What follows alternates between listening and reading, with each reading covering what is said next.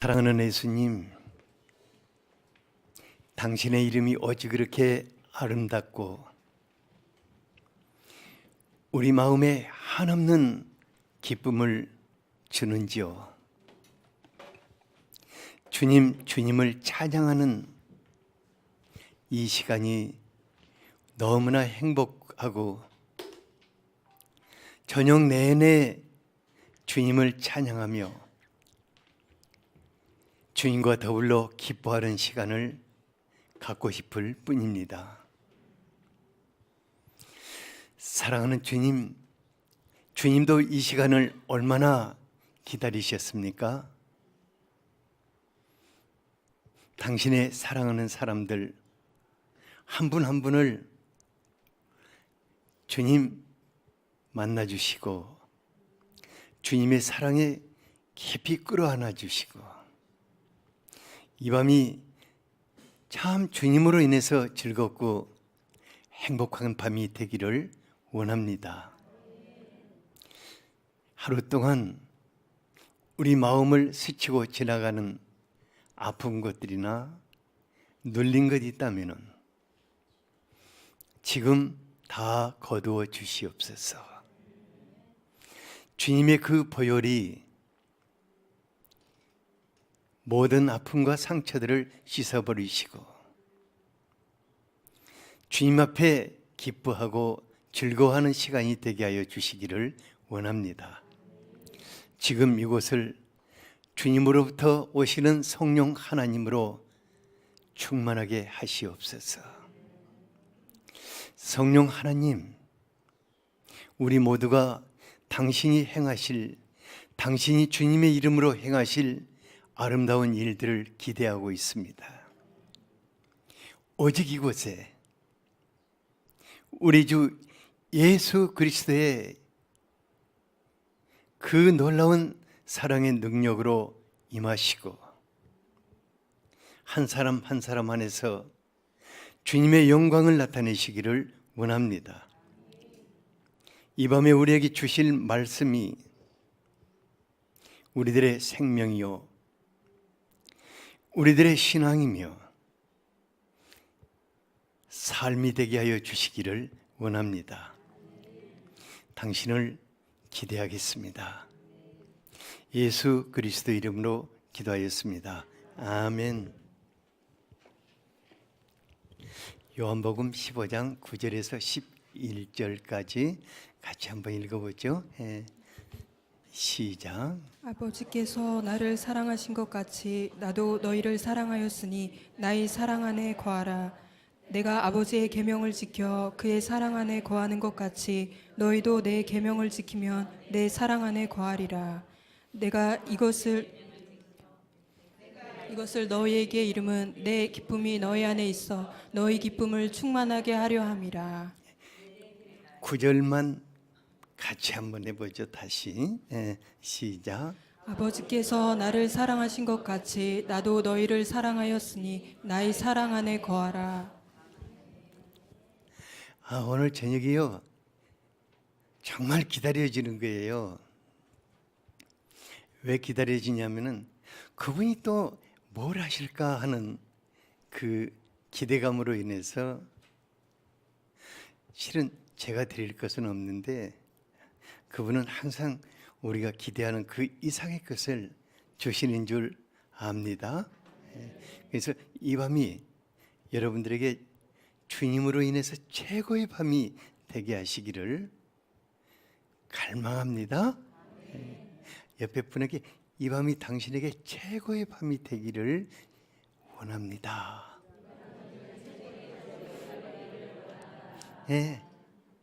무조건 최고의 밤이 되어야 합니다. 왜냐하면 우리 주님은 항상 어제보다 오늘 더 최고로 우리에게 임하시기를 원하십니다. 예수님이 마태복음 24장 12절에서 마지막 때가 임박할수록 불법이 성함으로 많은 사람이 사랑이 식어지리라고 하였습니다. 이 말씀은 참 서글픈 말씀입니다.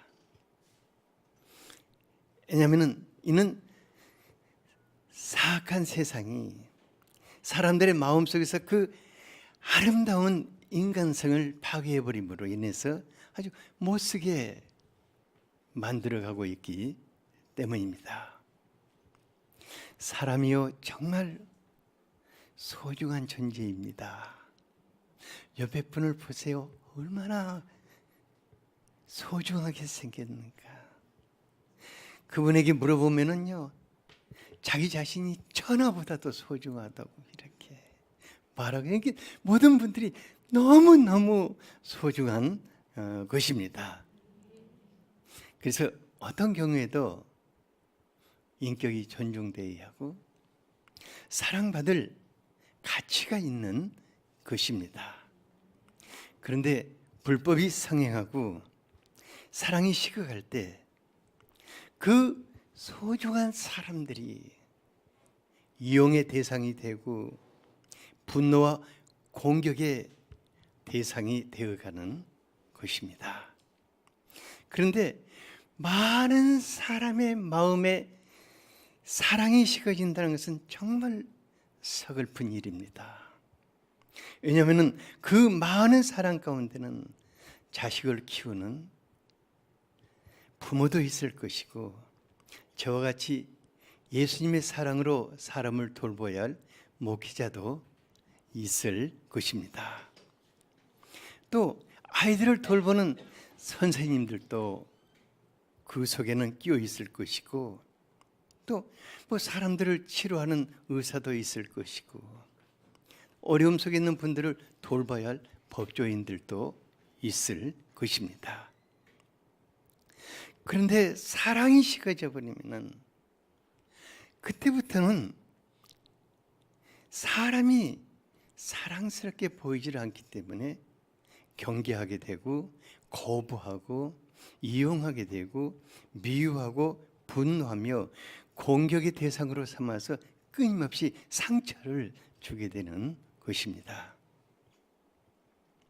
그러니까요, 메마른 우리 시대에 대부분의 사람들이 다른 사람의 마음에 상처를 입힌다는 것이 얼마나 무서운 죄악이고 형벌이며 또 간접적인 살인 행위인가를 알지 못한 채 자기 감정대로 그냥 막 퍼부어 버리고 거친 행동을 서슴지 않고 있습니다.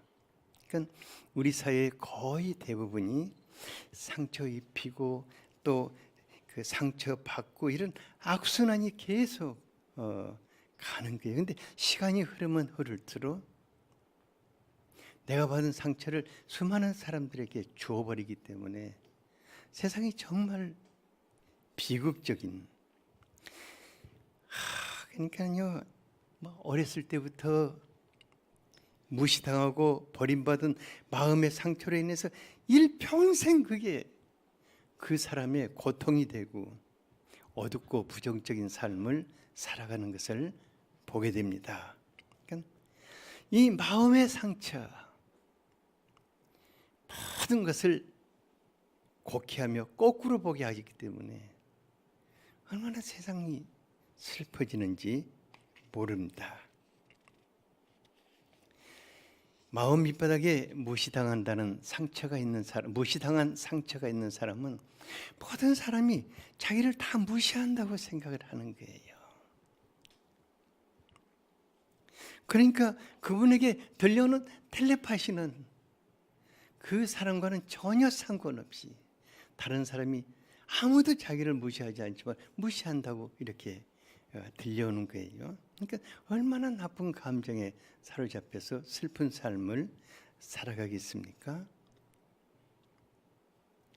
자존심이 강한 사람일수록 무시당한다는 감정이 들면은 마치 창세기 4장 24절에 보면은 가인의 후예인 라멕과 같이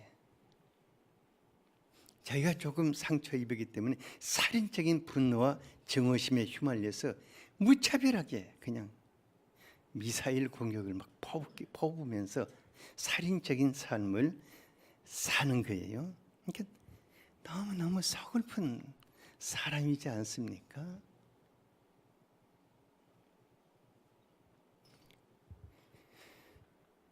제가 학생 역사 섬기면서 어렸을 때 버림받은 상처 가진 사람들이 참 많은데, 그건 언제든지 자기가 버림받을 수 있다는 강박감에 사로잡혀서 사니까 어디에 뿌리를 내려오지를 못하는 거예요. 이게 사람이 한 군데 뿌리를 못 내려면 열매를 못 맺거든요. 이게 인생에 열매가 없는 거예요. 근데 문제는 더 슬프고 안타까운 것은 마음의 상처는 진단할 수는 있지만은 처방이나 치료약이 없다는 것입니다. 에레미야서 30장 13절을 같이 한번 읽어볼까요? 시작. 내 송사를 처리할 재판관이 없고 내 상처에는 약도 없고 처방도 없도다. 그러니까 제가 이제 지금까지 목회하면서 여러 가지 그 방법의 치유 사역을 지켜보았거든요. 근데 사람이 사람의 마음을 치유하는 데는 정말 한계가 있어 보였습니다. 그러니까 사람의 마음의 고통과 억울함을 토로하면은 들어줄 수 있고 위로해 줄 수 있고 뭔가 조금 코멘트해 줄 수 있습니다. 실은요, 이것도 쉽지 않는 것입니다. 누가 내 말만 들어줘도 좀 감사하고 같이 눈물만 흘려줘도 참 큰일 저지르지 않고 그때를 넘길 수가 있거든요. 하지만 근본적으로 마음의 상처를 치료해 줄 큰 약도 없고 처방도 없다는 게 얼마나 서글픈 일인지 모릅니다. 그러니까 해결이 안 되니까 마음의 그 상처를 만나는 사람마다 또 토로하고 또 토로하니까 사람들은 그 사람만 보면 또 피하는 게 똑같은 말을 계속 반복하니까 치매 걸린 그 시어머니 며느리 만나면 똑같은 말, 내 돈 어디다 갖다 숨기냐, 맨날 그런 소리. 꼭 그런 식인 거예요. 그런데요, 희망이 아주 없는 것이 아닙니다. 우리를 지으신 바로 그 하나님 안에 희망이 있는 것입니다. 시편 147편 3절에 보면은 하나님은 마음이 상한 자를 고치시고 그들의 상처를 쌈에서 치료해 주시는 분이라고 하였습니다. 하나님은 마음이 상한 자를 고치시는 사랑의 아버지이십니다.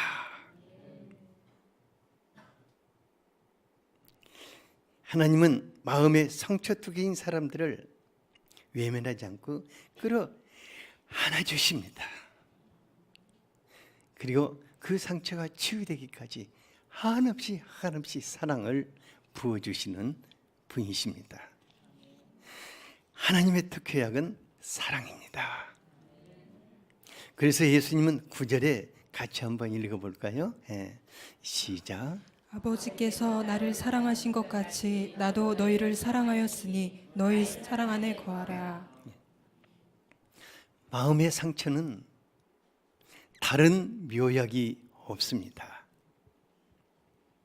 마음의 상처는 하늘아버지의 사랑의 품에 거하는 것입니다. 우리를 치유하시기 위해서 피 흘려 죽으신 예수 그리스도의 사랑의 품 안에 거하는 것입니다. 그러면은 내가 뭐 다른 것 하지 않았지만은 내 마음으로 하시는 그분이 우리를 싸매 주시고 치유해 주시는 것입니다. 그래서 하늘아버지와 사랑의 주님 안에 친밀하게 그분의 사랑 안에 거하는 것이 곧 치유의 묘약인 것입니다. 여러분들은 지금 잘하고 있잖아요. 이게 주님의 아무리 상처가 깊은 사람도 주님의 사랑의 품 안에 한 달만 거하는 작업을 해보십시오. 기적이 일어나게 됩니다. 근데 6개월을 거하면 어떠겠어요? 더 놀라운 1년을 거하면 그 마음에 사랑의 싹이 나고 3년을 거하면 사랑의 꽃이 피기 시작할 것입니다. 3년 주님 안에서 주님의 그 사랑의 품 안에서 3년을 거하면 나중에 자기가 사랑하는 사람이 되게 될 것입니다. 몇 년만 거하면은 3년만 거해도 마음에 사랑이 샘솟고. 사실요, 우리 예수님은 육신적으로 볼 때 아버지가 없이 태어난 사생아였습니다. 사생아는 출생 자체가 슬픔을 안고 태어나기 때문에 그는 상처투성이의 사람이 될 수밖에 없습니다. 하지만 예수님은 항상 하늘아버지의 사랑 안에 거하심으로 아버지의 사랑이 그분 안에 가득가득해서 어떠한 상처 주는 말도 다 밀어내버렸습니다. 히브리서 4장 15절, 그분이 어떤 분이신가 같이 한번 읽어보죠. 시작. 우리에게 있는 대제사장은 우리의 연약함을 동정하지 못하실 이가 아니요 모든 일에 우리와 똑같이 시험을 받으신 이로되 죄는 없으시니라. 예수님은 마음의 상처로 고통하는 우리의 아픔을 똑같이 당하신 분이십니다. 그래서 우리를 능히 도울 수가 있는 것입니다. 누가 정말 예수님같이 좋은 일을 하시고 강도 같은 죄인으로 몰려서 십자가에 못 박힌 상처를 받은 사람이 있겠습니까? 아무도 없을 것 같아요. 그러나 주님은 그 상처를 십자가 안에서 다 끌어안으셨습니다. 그분은 우리를 도와줄 수 있는 분이십니다. 우리의 상처를 끌어안고 십자가에 못 박히신 그분이 우리의 마음의 상처를 치유해 주실 수 있는 분이십니다. 그래서 예수님이 내 사랑 안에 거하라, 내 사랑 안에 거하라. 절대자의 사랑 안에 거할 때 비로소 우리 마음에 치유를 받게 될 것입니다. 치유를 받는 정도가 아니라 새로운 세계가 그 사람 안에 열리게 되는 것입니다. 로마서 5장 5절에 보면은 우리에게 주신 성령으로 말미암아 하나님의 사랑이 우리 마음에 부음받았다고 그래요. 그러니까 하나님의 사랑이 우리의 마음속에 막 부어져 버리는 거예요. 그러면 어떻게 되겠습니까? 그 사랑이 넘쳐 흐를 수밖에 없지 않겠습니까? 사랑이 넘쳐 흐르는데 무슨 우리 안에 상처가 남아나겠습니까? 그렇지 않아요? 우리가 예수님의 사랑의 품 안에 거할 때 예수님으로부터 보내시는 성령 하나님, 우리 안에 사랑의 능력으로 역사하실 뿐만 아니라 사랑의 강이 되어 흘러나가십니다. 성령 하나님은 우리에게 임하시는 예수 그리스도의 사랑의 능력입니다.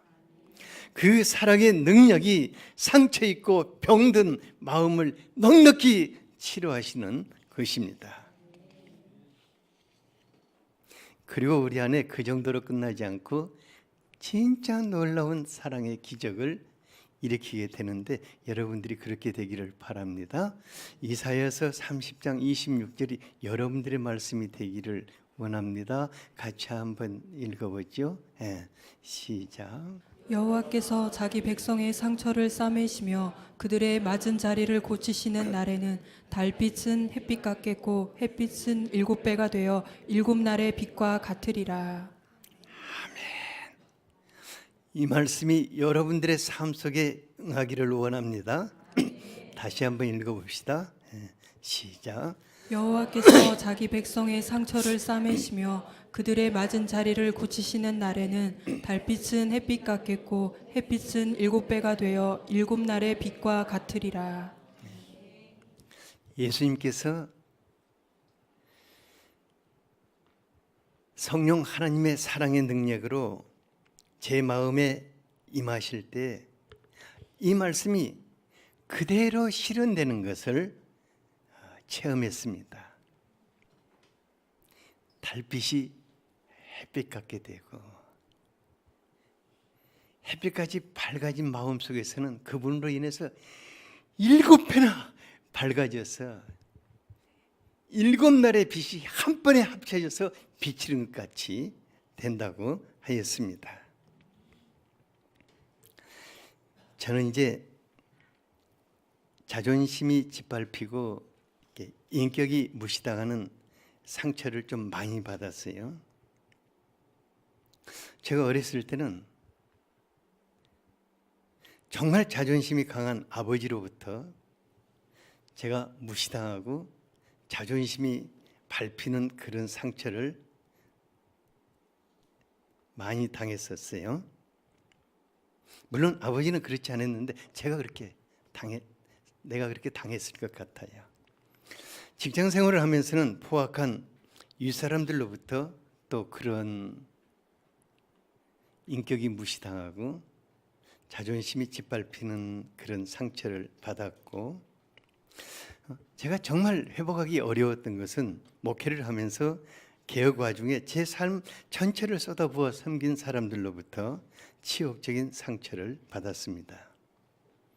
그래서 제 마음속에 막 어떤 우라증이 생기고 심장이 두근거리고 수시로 마음 저 밑바닥에서 그 화라산같이 분노의 불을 막 품어냈어요.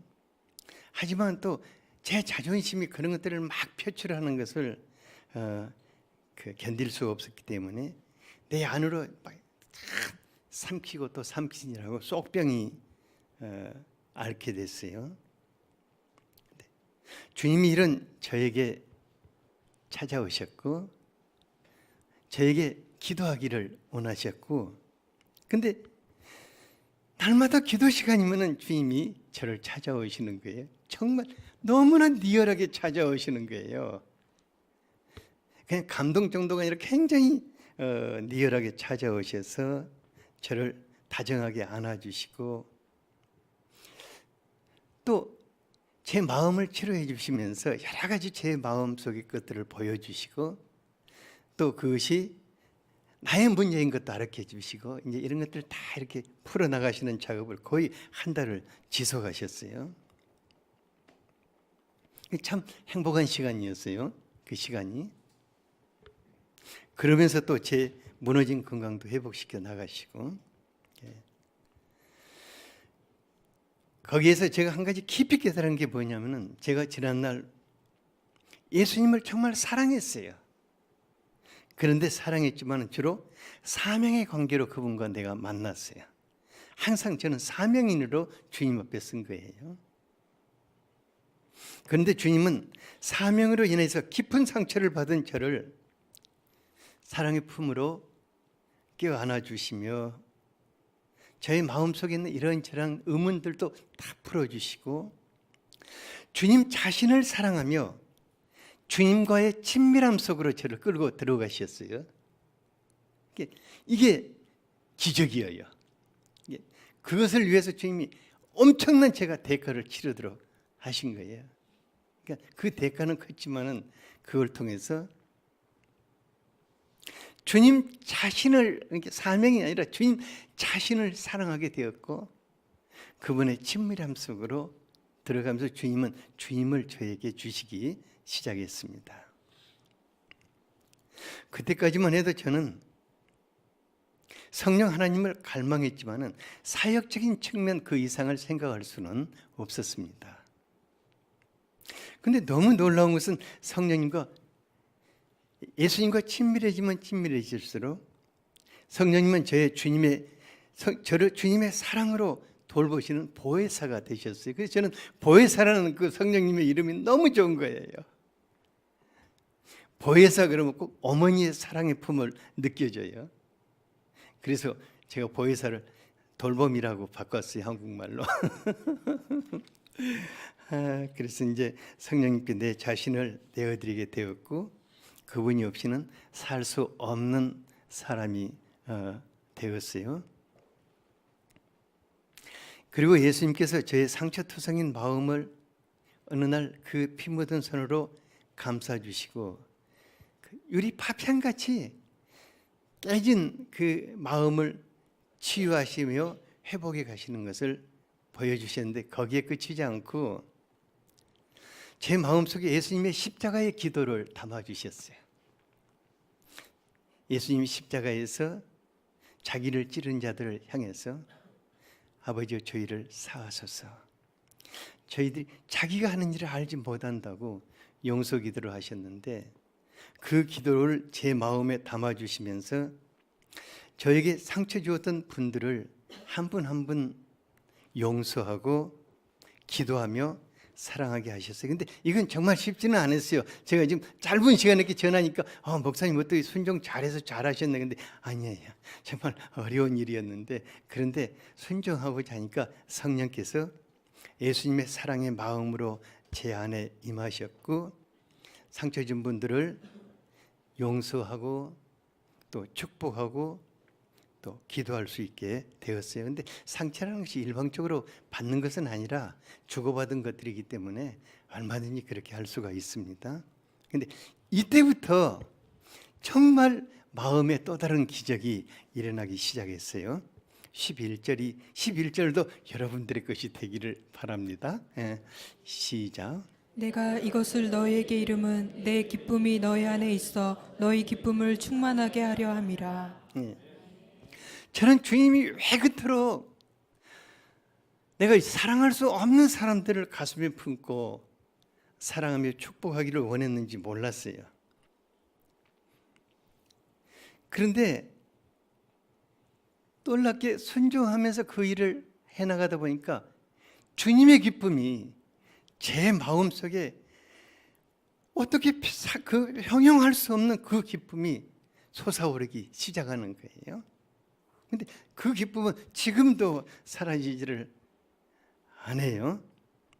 그제밤에도 제가 자다가 너무 기뻐가지고 막 웃으니까, 이제 우리 집사람은 제가 웃으면 알아요. 그냥 내비둬버리고 코 골아요, 옆에서. 짜증나서 코 고는지 어쩐지 모른다. 어쨌든 간에 코 골아요, 제가 웃으면. 근데 그 주님이 그런 기쁨을 주시는데, 어떨 때 주시냐면은, 누군가가 제가 좀 신경질 나는 사람이 있는데 그 사람을 용서하고 또 그 사람을 기도할 때 주님 한없는 주님의 기쁨을 이렇게 주시는 거예요. 이거 진짜 재밌다. 너무 좋다. 그리고 근데 이제 그것으로 끝나는 줄 알았더니 또 그것도 아니에요. 주님은 이제 그 다음에 어떤 일을 하시기 시작했냐면은, 마음에 상처 있고 고통하는 분들을 많이 이렇게 보내시기 시작한 거예요. 참 신기하더라고요. 이렇게 차례차례 이렇게 이어져 오더라고요. 그래가지고 한 분 한 분 주님의 마음으로 돌보고 치유하고자 기도할 때마다 성령 하나님께서 정말 아름다운 주님의 사랑으로 너무 아름다운 일을 행하시는 것을 보았어요. 그건 제가 한 건 전혀 아닙니다. 저는 막 그때 저에게 오시는 분들을 위해서 제가 커피 맛있게 좀 타드리고 좀 아픈 소리 좀 들어주고 막 기도했을 뿐이에요. 그런데 주님이 그분들의 마음을 치료하시고 아주 성령의 깊은 임재 속에서 새로운 세계를 열어가시는 것을 보고, 또 시간이 얼마 지나면 그분들에게 전화 와가지고 너무너무 다른 삶을 살고 있다고 이렇게 얘기해줘요. 그래서 성령님의 감동 속에서 주님과 친밀하게 살아갈수록 참 감사한 것은, 내가 죽으니까 주님과 친밀하게 살다 보면 내가 죽게 되거든요. 그러다 보면 죽은 사람은 자존심이 있다 없다? 없다. 죽은 사람은 상처 받는다 안 받는다? 안 받는다. 그래서 신기하더라고요. 주님과 같이 살다 보니까 내가 죽으니까 뭐 자존심도 없어지고 또 뭐 상처받을 일도 별로 없고 뭐 그러는가 보다 하고 그냥 지나가는 거예요. 왜냐하면 내가 조금이라도 자존심 뭐 생각하고 그러면은 고통스러우니까. 주님, 내가 이미 죽었는데 뭐 죽은 자가 말이 많습니까 하고 이제 그랬죠. 다시 한번 이사야서 30장 26절을 같이 한번 읽어보겠습니다. 시작. 여호와께서 자기 백성의 상처를 싸매시며 그들의 맞은 자리를 고치시는 날에는 달빛은 햇빛 같겠고 햇빛은 7배가 되어 7날의 빛과 같으리라. 제가 말씀을 전할 때마다 저의 예를 많이 들어서 미안합니다. 근데 다른 사람의 예를 들으면 그 사람이 상처를 받든지 아니면 또 다른 사람이 상처를 받더라고요. 왜냐하면 뉴스 탔다고 또 힘들어하고 그래가지고 이제는 내가 다른 사람 말은 안 하려고 그래요. 이 말씀 보니까 달빛은 아름답지만은 어떤 게 보면은 좀 우수에 젖어 있는 것 같고 아름답지만은 빛이라고 하기는 좀 그래요. 근데 예수님은 달빛 같은 우리의 마음에 그 사랑의 영이신 성령 하나님을 보내심으로 햇빛 같게 하신다고 하였습니다. 그러니까 달빛 같은 희미한 빛이 여러분들 안에 있겠지만은 예수님의 사랑 안에 거할 때 성령 하나님 우리 안에 우리의 마음을 햇빛과 같이 빛나게 하실 것입니다. 성령 하나님 사랑의 능력으로 임할 때 우리들의 마음의 햇빛은 7배가 되어서 그때부터는 그냥 빛이 아닙니다. 우리를 통해서 아주 치유하는 광선이 나가기 시작합니다. 왜 그러냐면은 어둡고 캄캄한 가운데 있는 또 상처투성이의 사람들을 치유하셔야 하기 때문입니다. 이것은 우리의 빛은 분명 아닙니다. 우리를 통과해서 나가는 그분의 아주 강력한 치유의 빛이 우리를 통과해서 상처받고 그 고통하는 사람들을 향해서 나아가는 것을 보게 될 것입니다. 저는 성령 하나님을 이렇게 말하고 싶어요. 세상의 모든 에너지를 한 번에 딱 묶어서 스파크가 일어나는 것보다도 더 강력한 사랑의 능력으로 역사하시는 분이라고 말하고 싶습니다. 그분은 우리들의 소시적부터 입은 모든 상처를 치유하실 수 있는 능력의 하나님이십니다. 우리의 마음을 새롭게 하실 수 있는 사랑의 능력의 하나님이신 것입니다. 뿐만 아니라 우리를 사랑의 사도들로 빚어 넣을 수 있는 분이십니다. 그리고 우리 안에 그 달빛 같은 어두침침한 빛이 아니라 햇빛과 같이 빛을 비춰주시고 우리를 통해서 수많은 사람들을 돌보고 치유하고 회복시키는 빛된 삶을 살게 하실 분이십니다. 오늘 그분이 여러분들에게 임하실 것입니다. 갈망합시다. 기대합시다.